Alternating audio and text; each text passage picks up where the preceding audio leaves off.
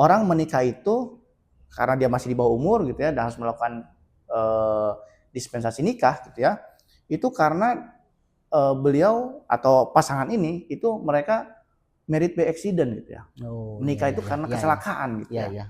Nah itu banyak nggak sih yang seperti itu? Nah tapi apa saja sih Kang Imam, ketika orang misalkan atau misalkan sobat bincang hukum misalkan ingin membuat sebuah perjanjian pranikah gitu ya, itu apa saja sih yang harus diatur? Apakah semua hal, misalkan ya saya yang mencuci piring, misalkan istri saya yang menyapu, apakah itu boleh nggak diatur dalam perjanjian pranikah? Atau misalkan hanya sebatas harta misalkan gitu ya. Nah itu apa saja sebenarnya ketentuan untuk melakukan perjanjian pranikah itu?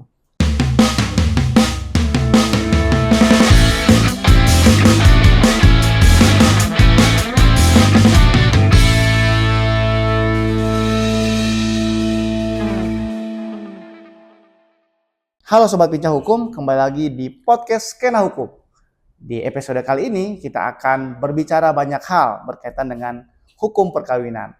Sobat Bincang Hukum pasti penasaran bagaimana hukum perkawinan di Indonesia, dari mulai pada saat ingin menikah, ya, kemudian pada saat perkawinannya, atau ketika Sobat Bincang Hukum mengalami proses perceraian.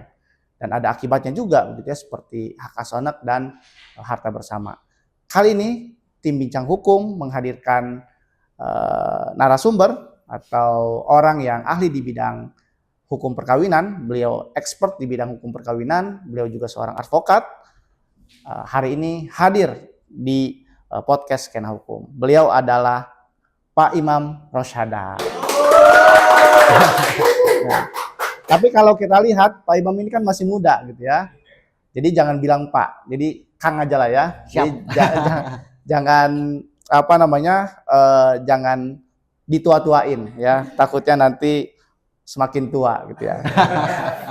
Nah kali ini beliau hadir, akan kita berbincang-bincang berkaitan dengan hukum perkawinan di Indonesia. Pak Imam, apa kabar Kang Imam? Alhamdulillah Kang, baik. Kalau sekarang aktivitas masih di advokat ya? Masih sehari-hari, masih ada beberapa case yang masih dijalani juga. Di dalam ruang lingkup hukum perkawinan ya? Betul, lebih banyaknya memang di ruang lingkup perkawinan. Kalau case hukum perkawinan itu apa saja sih Pak Imam? Oh, ada beberapa hal Kang Jamal ya. Kang atau Pak nih, Bapak ya? Akang aja. Akang aja. Supaya sama-sama muda kita. Siap. Terkait dengan case perkawinan itu biasanya ada beberapa hal. Dari misalkan sebelum perkawinan itu ada namanya dispensasi nikah atau permohonan wali adhol gitu kan. Nah setelahnya ada perceraian, setelah perceraian ada gugatan hak asuh anak, harta gono gini gitu. Ya. Ada banyak hal lah gitu terkait dengan. Berarti sebenarnya hukum perkawinan itu kalau ada sengketanya banyak juga ya?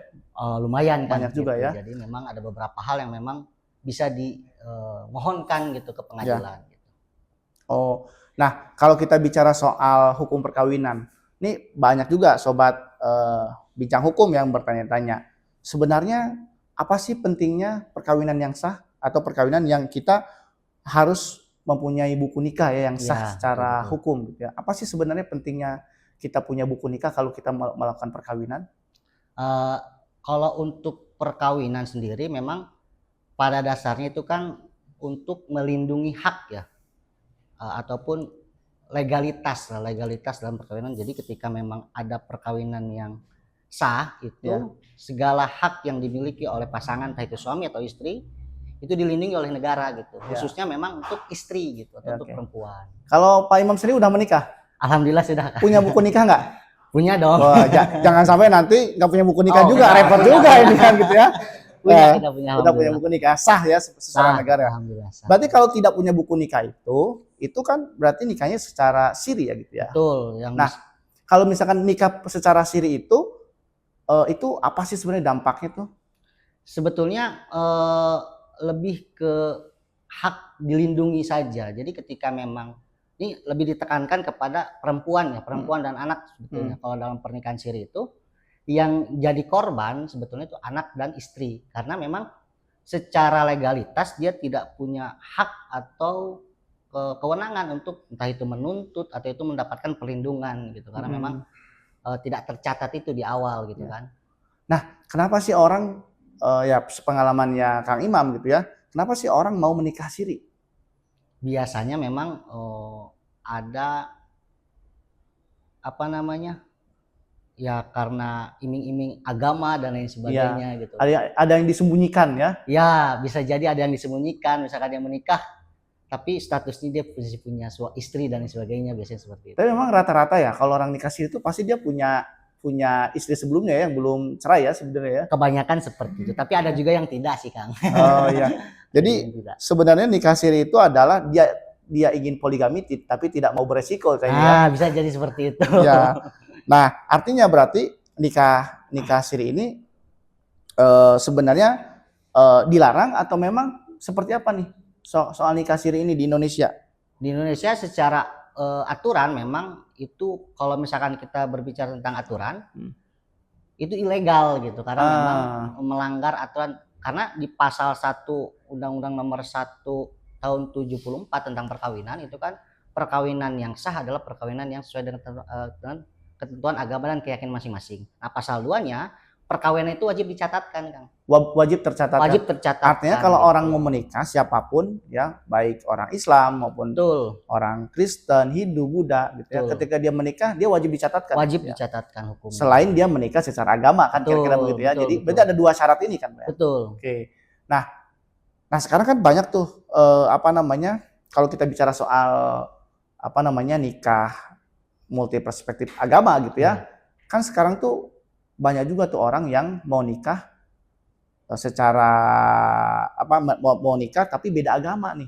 Oh iya. Ya kan sekarang tuh lagi rame tuh ya. Iya betul. Nah itu gimana sih seperti sekarang tuh posisi nikah beda agama itu? Sebetulnya kalau di negara kita khususnya agama Islam ini dari dulu itu sudah dilarang, Kang. Jadi kalau saya nggak salah ingat dari 2015 pun itu sudah dilarang oleh MUI kalau misalkan untuk agama Islam. Nah untuk di peradilan sendiri itu biasanya kan orang yang berbeda agama mengajukan permohonan lah, permohonan izin menikah dan lain sebagainya karena beda agama. Namun di tahun 2023 itu turun aturan terkait dengan pernikahan beda agama. Itu ada di Surat Edaran Mahkamah Agung nomor 2 tahun 2023. Oh, jadi Mahkamah Agung mengeluarkan surat edaran nih. Betul. Berkaitan dengan nikah beda agama ya. Larangan hakim di pengadilan di Indonesia mengeluarkan izin terhadap pernikahan yang beda agama. Wah, berarti di Indonesia sekarang sudah tidak boleh lagi ya nikah beda agama ya? Betul, sudah tidak boleh. Oh, ya kalau misalkan mereka memaksakan itu jadinya seperti apa? Nah, biasanya ada beberapa ada beberapa hal yang dilakukan.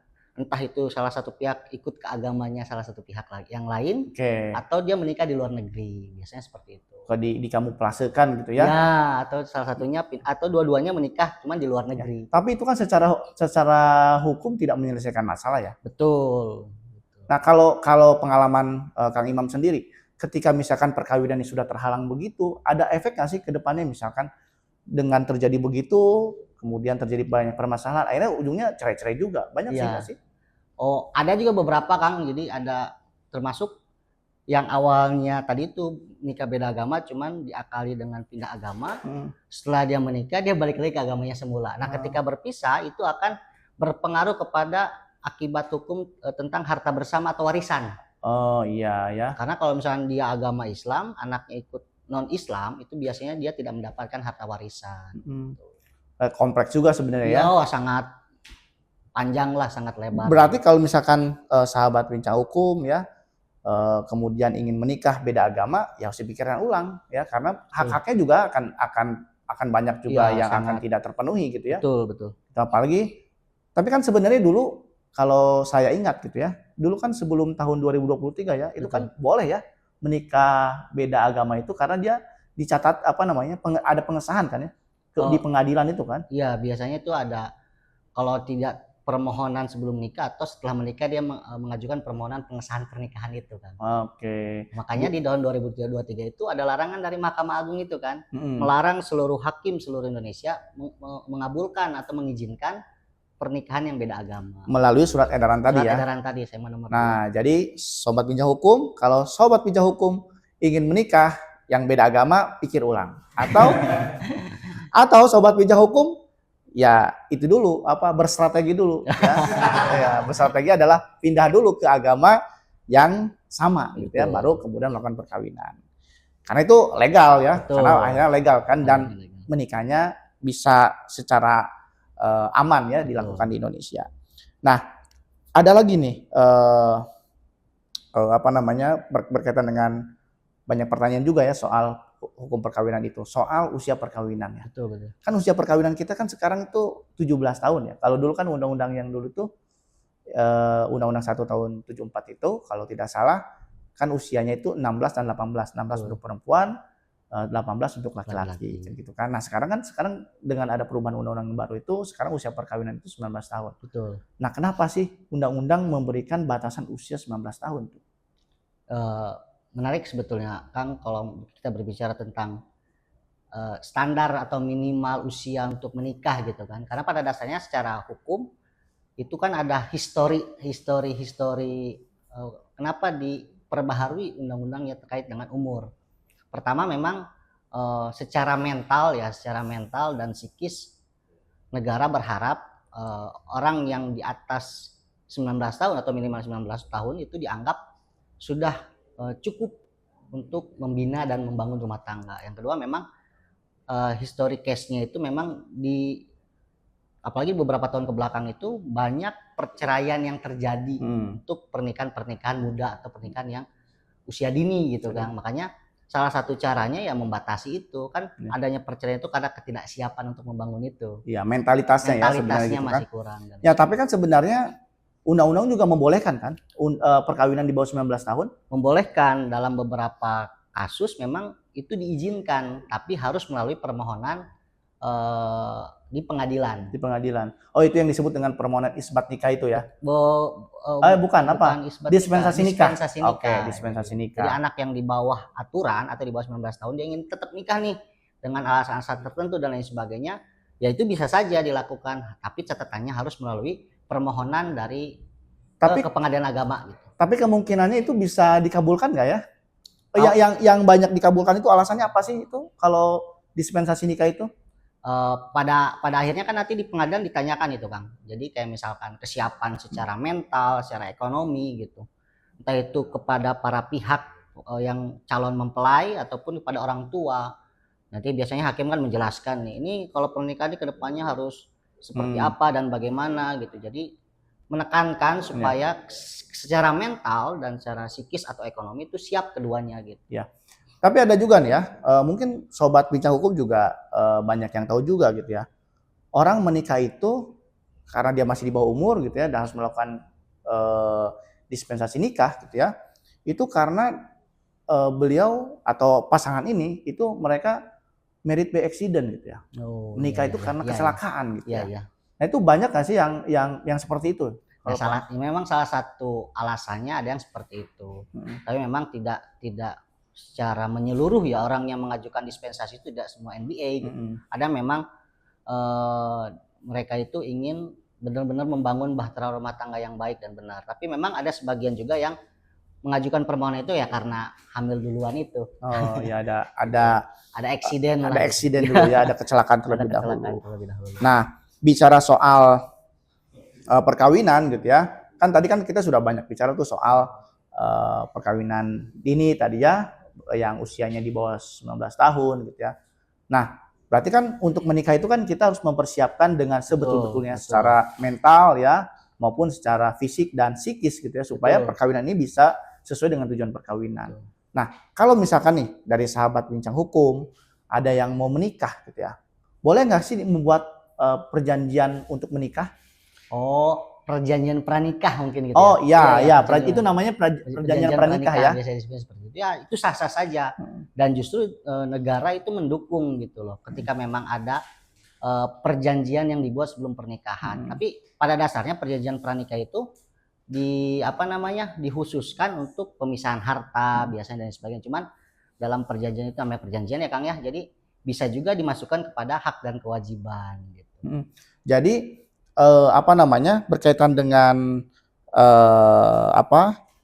berkaitan dengan perjanjian pranikah ini ya, berarti kan mengatur untuk supaya dia ke depannya bisa melaksanakan kewajibannya sesuai dengan peraturan perundang-undangan kan kira-kira begitu. betul. Nah, tapi apa saja sih Kang Imam ketika orang misalkan atau misalkan sobat bincang hukum misalkan ingin membuat sebuah perjanjian pranikah gitu ya. Itu apa saja sih yang harus diatur? Apakah semua hal? Misalkan ya, saya yang mencuci piring, misalkan istri saya yang menyapu, apakah itu boleh nggak diatur dalam perjanjian pranikah? Atau Iya. misalkan hanya sebatas harta misalkan gitu ya. Nah itu apa saja sebenarnya ketentuan untuk melakukan perjanjian pranikah itu?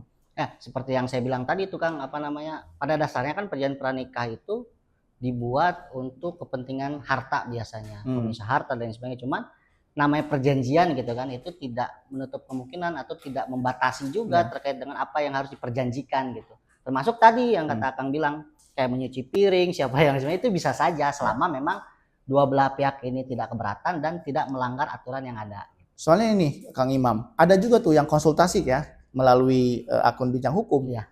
Jadi kenapa dia ingin membuat perjanjian pranikah gitu ya? Karena salah satu aturannya adalah soal apabila ada perselingkuhan di kemudian hari gitu ya. Iya. Maka nanti ada konsekuensinya. Misalkan kalau misalkan pihak istrinya selingkuh, maka hartanya harus dialihkan secara keseluruhan kepada pihak suami pun sebaliknya gitu. Kira-kira begitu. Nah, itu gimana? Boleh atau enggak ya?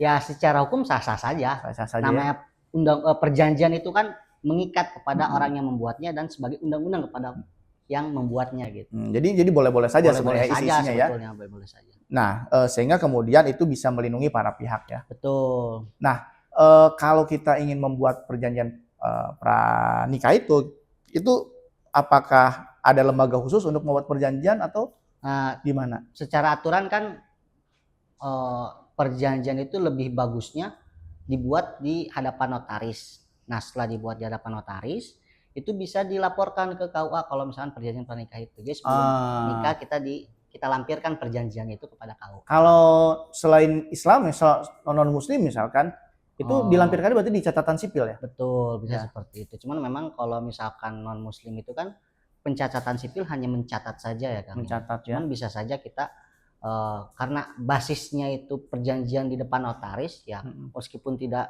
kalau yang non Muslim ya, meskipun tidak kita titipkan ke Disukcapil itu tidak masalah. Yang penting kita ada perjanjian di hadapan notaris itu. Secara hukum memang sudah kuat gitu. Ya memang kan ramai juga ya, soal perjanjian pranikah ini ya mungkin ya salah satu untuk melindungi para pihaknya ya, baik pihak calon istri maupun calon suami supaya perkawinannya bisa berjalan lancar. Walaupun saya sendiri beranggapan bahwa perjanjian perkawinan itu seperti sebuah prasyarat gitu ya. Ya ada plus minusnya sebenarnya, tapi ya itu kan dikembalikan lagi kepada para pihaknya. Nah, oke, ini sangat luar biasa sekali nih ya. Pertanyaan-pertanyaan yang sudah kita pertanyakan kepada Kang Imam dijawab secara tuntas ya. Nah, tapi ada juga nih Kang Imam berkaitan dengan harta bersama. Banyak juga nih ke bincang hukum gitu ya, melalui akun bincang hukum banyak juga yang bertanya, sebenarnya perhitungan harta bersama itu dari mana sih? Dari sejak kapan tuh harta bersama itu? Kalau misalkan kita berbicara tentang harta bersama itu untuk hitungannya itu menetapkan harta mana saja yang dianggap harta bersama itu setelah terjadi perkawinan, Kang.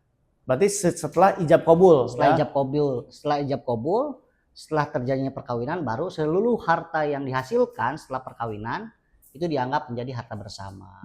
Tapi gimana kalau misalnya tadi kita balik lagi ke perjanjian pranikah, hartanya mau dipisah, itu dipisah gitu ya? Bisa. Atau seperti apa? Ada pemisahan harta gitu atau seperti apa itu? Biasanya kan kalau untuk perjanjian pranikah itu untuk pemisah harta, entah itu harta bawaan ataupun harta yang kemudian didapatkan setelah pernikahan. Misalkan dalam perjanjian tertulis harta yang dihasilkan dari gaji suami itu milik suami, yang dihasilkan dari gaji istri adalah hak istri. Misalkan seperti itu. Jadi boleh-boleh saja ya. Gitu, lebih spesifik ya. Artinya sebenarnya harta bersama secara ketentuan itu dimulai atau startnya gitu ya, itu mulai dari setelah ketika perkawinan ya. Berarti semua hartanya dianggap harta bersama. Harta bersama itu apakah hanya sekedar harta yang dihasilkan atau hutang juga gitu ya? Ya kadang-kadang kan kalau hutang nggak mau pada nanggung ya, gitu ya. Betul, betul. Ya namanya hutang nggak mau pada nanggung gitu ya. Tapi kalau misalkan apa namanya harta yang dimiliki pada pengen mau gitu ya, Iya. pada mau semua. Nah, apakah harta bersama juga itu disebut sebagai hutang juga disebut sebagai harta bersama atau seperti apa itu?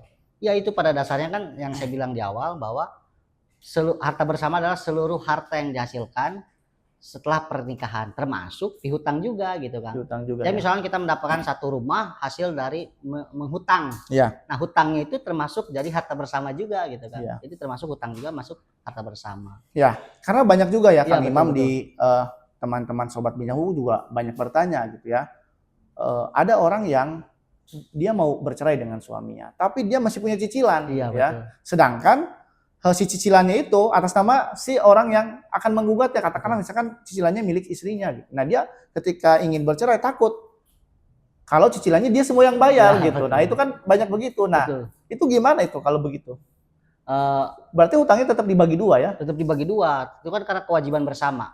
Oke. Dihasilkannya kan setelah pernikahan dihasilkan bersama, tentunya penyelesaiannya pun harus bersama. Walaupun cicilannya atas nama salah satu pihak. Betul, betul. Harus diselesaikan bersama. Iya. Nah ini Kang, menariknya terkait dengan cicilan itu kan kadang ada beberapa yang ingin menjual kadang. Ya. Nah pada dasarnya ketika ingin menjual harta yang masih dalam hak tanggungan itu sebenarnya tidak bisa gitu.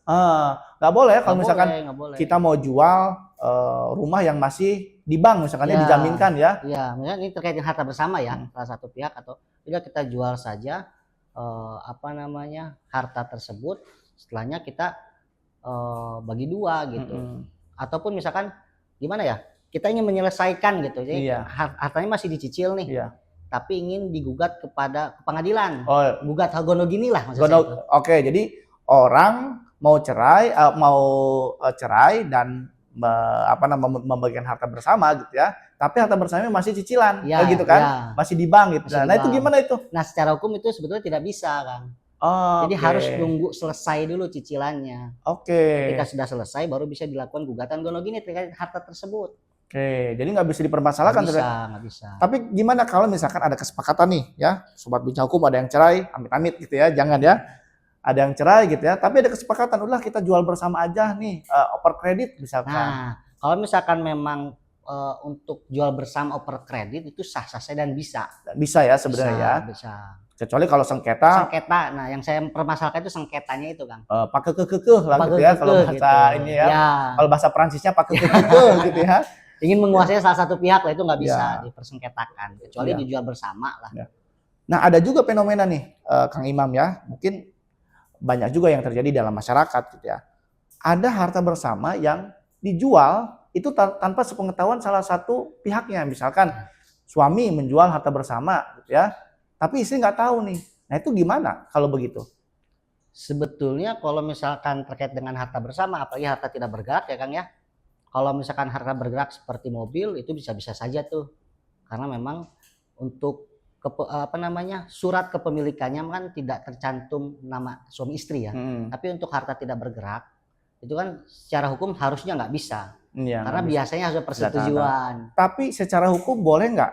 Itulah bundelnya, katakanlah ini satu bundel harta bersama gitu ya. Walaupun misalkan mobil ya masih atas nama orang lain, kira-kira begitu ya. Kemudian atau misalkan atas namanya salah satu pihak dijual secara sepihak, boleh nggak itu ya? Tidak boleh. Tidak boleh. Tidak boleh karena pada dasarnya itu kan harta bersama. Ketika dijual oleh salah satu pihak itu kan merugikan pihak lain yang tidak mengetahui. Berarti ada konsekuensinya itu ya sebenarnya. Pasti. Konsekuensinya bisa dilaporkan pidana dan lain sebagainya gitu. Oke, itu. Cuman memang kita harus punya dasar yang kuat dulu Kang. Kayak misalkan kita ingin menggugat atau melaporkan istri atau suami yang menjual sepihak. Cuman kita tidak punya dasar karena kepemilikan objek harta bersama itu masih atas nama orang lain karena belinya second. Nah kita harus mengajukan gugatan harta bersama dulu. Biar ada penetapan pengadilan bahwa harta tersebut harta bersama. Sehingga kita punya dasar untuk mengajukan laporan itu. Laporan itu ya. Iya. Jadi harus ada legal standing dulu, harus dipastikan dulu objeknya. Benar nggak ini harta bersama kan kira-kira begitu ya. Oh, jadi ini juga ya kompleks juga sebenarnya. Betul. Kecuali memang tanah atau rumah yang tidak bergerak nih, yang dalamnya sudah ada nama suami istri kan. Iya. Nah dijual satu pihak kan nggak bisa. Nggak boleh ya kan? Ternyata salah satu pihak itu memalsukan. Iya. Nah itu berlapis tuh Iya. pasal pidananya gitu Sudah kan. dia memalsukan, Iya. ya sudah dia menjual tanpa izin gitu Iya. ya. Cuman kan yang banyak terjadi di masyarakat biasanya harta yang bukan atas nama mereka. Oke, ya Kayak betul yang banyak tidak bergerak dan lain sebagainya kayak mobil, motor. Nah, untuk kita bisa masuk pelaporan itu harus kita punya legal standing juga, Kang. Jadi harus pertama ya kita gugat dulu harta bersama. Ya. Nah, dalam gugatan itu menetapkan harta yang dijual itu sebagai harta bersama. Nah, setelah itu kita baru laporkan sih salah satu pihak yang menjual bahwa dia menjual harta bersama tanpa seizin saya. Jadi legal standingnya agak udah kuat dan kepolisian pun tidak akan ragu gitu ketika untuk menindak itu. Kalau misalkan kita langsung lapor tanpa punya dasar yang jelas, mobil atas nama orang lain, kita buat laporan. Nah ini kan bukan punya bapak gitu. Iya benar iya. Juga kan gitu. Jadi kan harus di legalitasnya harus jelas juga gitu. Terus ada juga nih istilah begini dalam masyarakat ini mungkin sobat bincang hukum yang sering mendengar gitu ya. Harta istri adalah harta istri. Harta suami adalah harta istri. Itu gimana itu? Bener nggak itu kayak gitu ya? Nah, kalau misalkan secara hukum yang berlaku di Indonesia ya tidak bisa seperti itu. Yang jelas harta yang dihasilkan oleh istri ataupun oleh suami itu menjadi harta bersama. Oke. Wah, luar biasa sekali ya. Wah, sangat menarik sebenarnya ya ngomong soal perhartaan ya. Betul. Tapi ada yang lebih menarik lagi, Kang Imam ya, mengenai harta bersama itu yang sebelumnya dikasih oleh orang tua. Ya. Harta warisan gitu misalkan ya. Ada seseorang diberikan warisan, kemudian dia menikah dengan seseorang dan kemudian itu diklaim ya sebagai harta bersama. Apakah betul atau tidak itu? Kalau harta warisan itu diklaim sebagai harta bersama. Kalau menurut undang-undang itu memang tidak bisa, Kang. Kalau misalkan harta warisan itu di luar dari harta bersama. Cuman kan kita konteksnya kadang yang agak bingung itu yang bikin masyarakat itu ataupun hakim pengadilan sulit menentukan itu ketika bentuk harta warisannya itu. Bukti itu adalah harta warisan apa? Gitu kayak misalkan kalau harta warisannya bentuknya uang nih. Nah setelah menikah dia beli rumah. Nah, kan kita harus membuktikan betul nggak di rumah ini dari harta warisan, sedangkan kan yang dia wariskan uang. Iya. Dia beli rumah. Nah kecuali diwariskan rumah atau tanah itu kan ada silsilahnya jelas. Tapi kalau uang yang bikin bermasalah itu biasanya uang. Ketika uang diwariskan dalam bentuk uang itu dibelikan rumah. Nah beli rumahnya setelah menikah. Nah makanya salah satu pihak menganggap ini harta bersama.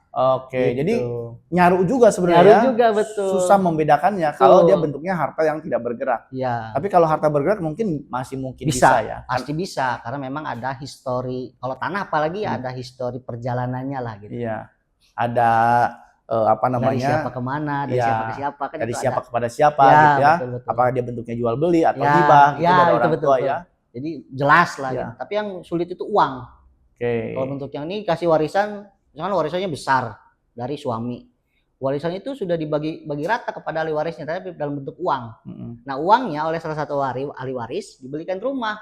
Beli rumahnya setelah menikah. Nah, itu kadang yang agak bingung tuh. Kalau kasus begitu banyak nggak sih Kang Imam tuh sengketanya tuh?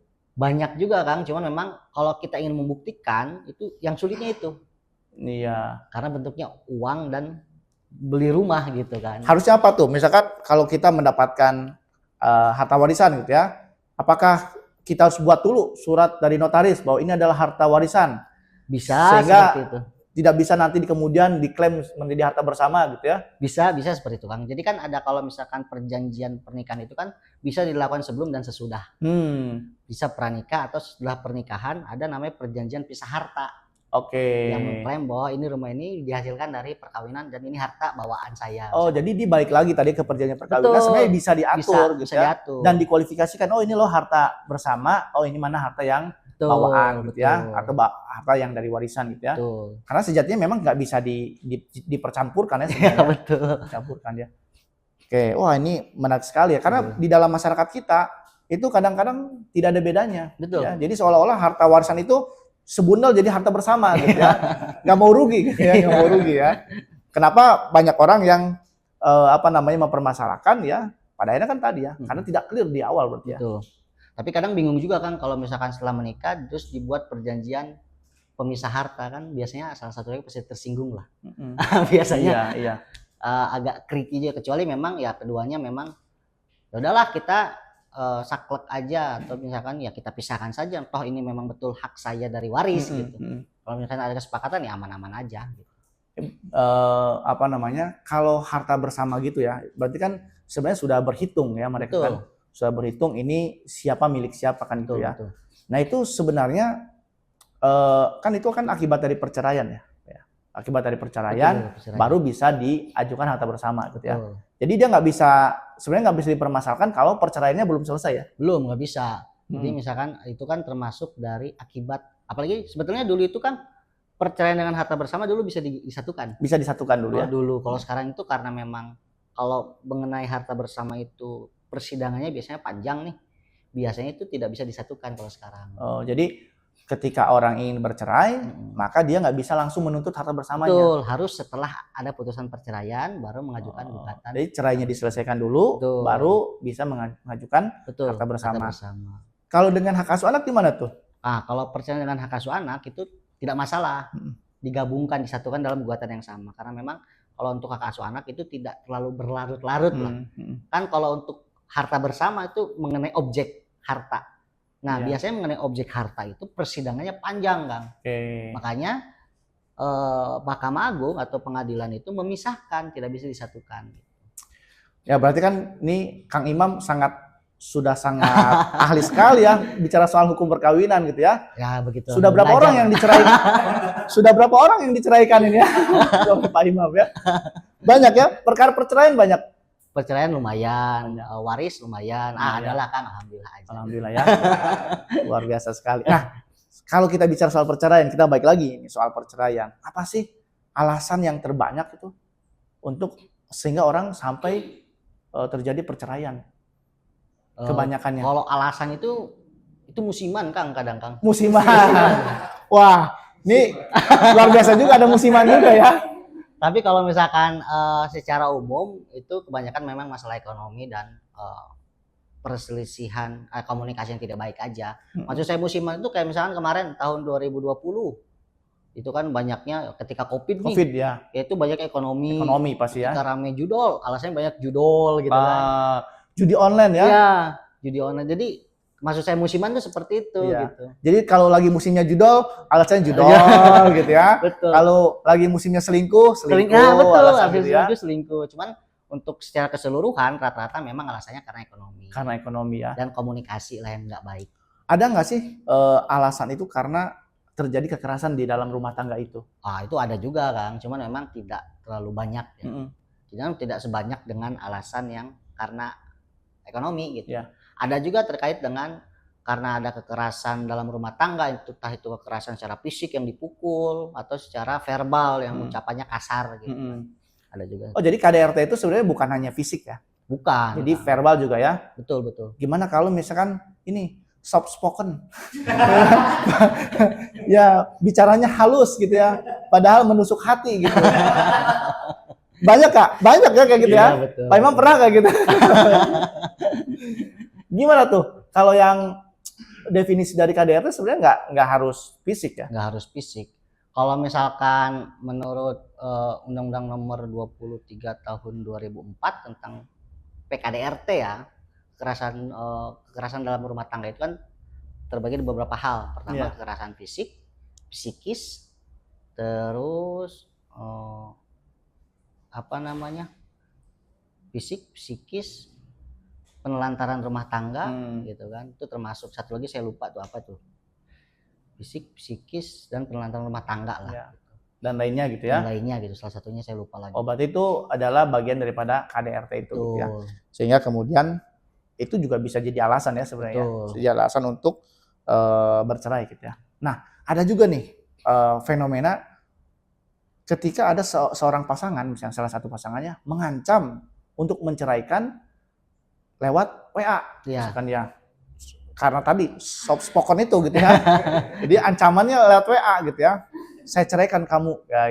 Nah itu gimana? Apakah itu sah atau tidak perceraiannya? Atau itu bisa jadi bukti nanti ke pengadilan gitu?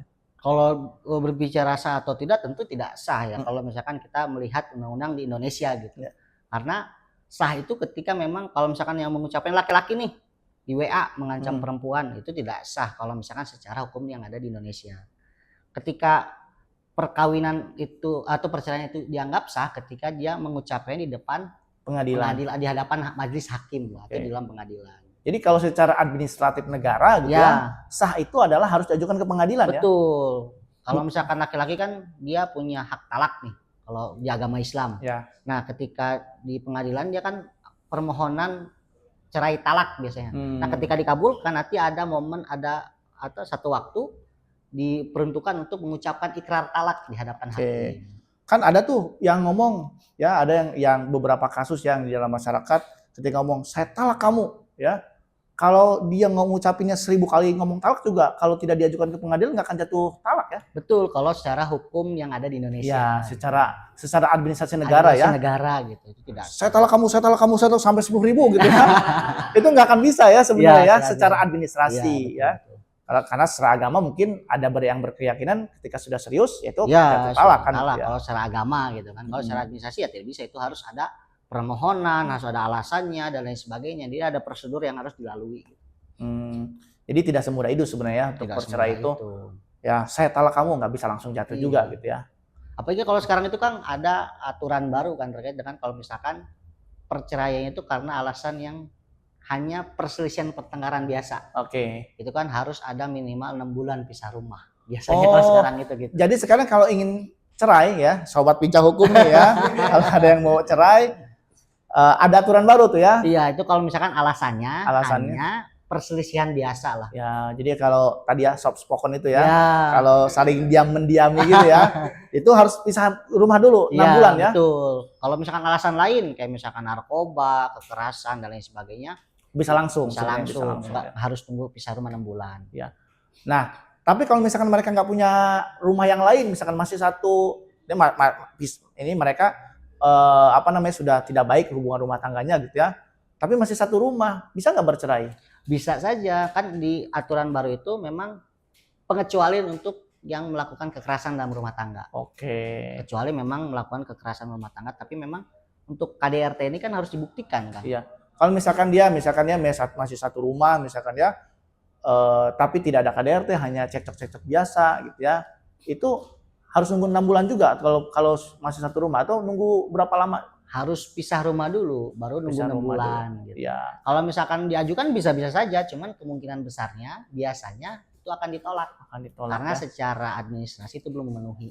Ya, tuh ya sobat pincah hukum, ingat ya, kalau mau bercerai ya bukan berarti kami menganjurkan bercerai gitu ya, enggak ya. Jadi harus menunggu dulu. Jadi kalau alasannya biasa lah gitu. Ya, cerai itu tidak semudah yang kau pikirkan ya, Ferguson kan kira-kira gitu ya. Nah, ada juga nih ya, Kang Imam, alasan perceraian itu adalah karena perselingkuhan. Betul. Nah, kan sekarang banyak tuh ya yang digerebek ya, yang disidak gitu ya. Nah, kalau dalam alasannya perselingkuhan itu, apakah kita harus laporkan dulu ya ke aparat penegak hukum, atau bisa jadi alasan langsung ke pengadilan untuk perselingkuhan itu? Kalau misalkan tergantung tergantung kepentingan biasanya kan. Kalau misalkan kepentingannya mau apa nih? Ya kalau misalkan kepentingan saya pengen pisah aja, udah pisah aja. Tapi kalau kepentingannya saya pengen ngasih hukuman, ya laporin aja kan ke pidana kan. Oke. Gitu, laporin aja dalam atas dasar kumpul kebo itu kalau undang-undang nasional yang baru itu kan. Ya, atau perzinahan gitu perzinahan, ya. Gitu. Wah ya, kumpul kebo ya. Hati-hati ya sobat pincah hukum. Yang sukanya kumpul kebo ya, bukan berarti kumpul sama kebo ya, tapi hidup bersama, tapi tanpa ikatan perkawinan atau perzinahan ya. Betul. Ya. Kalau sekarang kan itu diatur lebih spesifik ya kan ya. Kalau dulu itu nggak terlalu spesifik. Kalau sekarang di Undang-Undang Nasional itu memang diatur lebih jelas ya. Gitu, dia selain perzinahan itu adalah dengan pasangan ada hubungan perkawinan terlebih dahulu. Betul. Atau tidak ada perkawinan juga bisa dilaporkan juga sebenarnya gitu ya. Kalau dulu kan misalkan suka sama suka itu tidak masalah ya. Kalau sekarang itu walaupun suka sama suka, ketika keluarganya ada yang tidak suka, itu bisa dilaporkan. Hati-hati. Kan termasuk itu delik adulan absolut kalau nggak salah. Tapi harus keluarganya. Harus keluarga yang melaporkan. Kalau misalkan kakaknya ya adiknya bisa melaporkan atau orang tuanya. Kalau suami istri ya suaminya selingkuh, istrinya bisa yang melaporkan. Ya. Nah, wah sangat luar biasa sekali nih ya. Pengalaman Kang Imam sudah sangat lama sekali sepertinya ya. Lumayan kan. Iya. Nah, dari pengalaman Kak Imam menangani kasus ya, kan tadi sudah kalau dalam bahasa Sunda sudah ngolotok lah gitu ya. Itu apa sih masalah yang pernah ditangani yang unik buat Kang Imam sehingga itu menarik untuk bisa diperbincangkan ya, masalah-masalah hukum perkawinan itu. Itu tadi Kang, kalau misalkan terkait dengan case perkawinan yang unik itu terkait dengan harta bersama itu Kang.